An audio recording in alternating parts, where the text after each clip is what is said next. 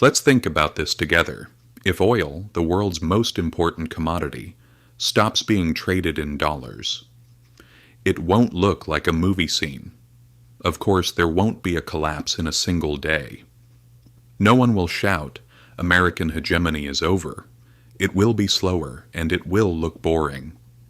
But in reality, it will be more dangerous. Everything starts with small changes. First, transactions in dollars begin to decrease. Countries start trying to make agreements with each other, using local currencies. Some oil is sold in yuan, rubles, gold, or other currencies. And the automatic need for the dollar, which has been at the center of the system for years, begins to decline. Then the effects grow. Central banks are forced to diversify their reserves to buy oil. The U.S. sanction power weakens. Money doesn't flow as smoothly as before, and even if no one openly says it, the world becomes less dollar-centered.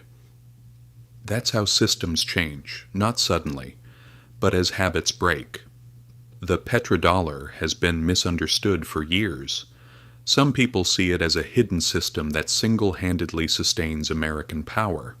That's too simplistic. Others say it doesn't matter at all. That's too shallow.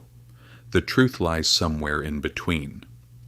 The petrodollar system did not make the dollar powerful on its own, but it made demand for the dollar constant. For years, oil was traded in dollars, and that meant countries that wanted to buy oil had to find dollars. Banks conducted these transactions in dollars. Central banks held dollars. Countries earning from oil invested that money back into dollar assets.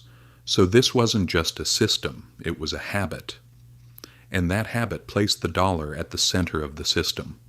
Let's go back to the 1970s. The United States announced that it could no longer convert the dollar into gold. In other words, the guarantee behind the dollar disappeared. But instead of collapsing, the system adapted. This time oil stepped in. Oil continued to be traded in dollars. And that's how the dollar survived. Now think about it. If a country buys oil, then it needs dollars. If banks finance these transactions, then they need dollars. If a central bank stabilizes the system, then it holds dollars. So this isn't just about trust. The system forces you to depend on the dollar. So what happens if this system slowly changes?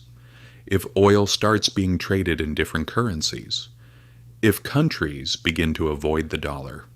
What happens? There won't be an immediate crisis. But this happens. The importance of the dollar gradually declines. Countries start using different currencies. Money flows change. The system begins to fragment. This isn't just an economic issue. It's also about power. Because the dollar is not just money. It is also a tool of control. Today, a large portion of global trade runs through the dollar, and that gives the United States the power to monitor transactions, influence them, and if necessary, block them. That's why sanctions are so effective. But if trade shifts away from the dollar, that power weakens. Alternative systems emerge. The system becomes harder to control. And today, as of 2026, this is no longer just theory. Even Gulf countries have started questioning the system. Countries like China and Russia are increasing non-dollar transactions. This doesn't mean the dollar will disappear overnight, but it means this. The system is now being questioned.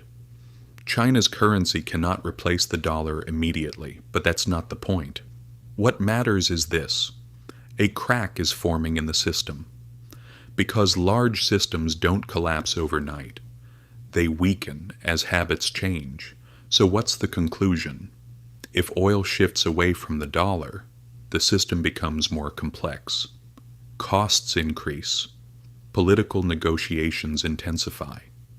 The world becomes more fragmented, and most importantly, This change will not bring freedom, it will bring fragmentation.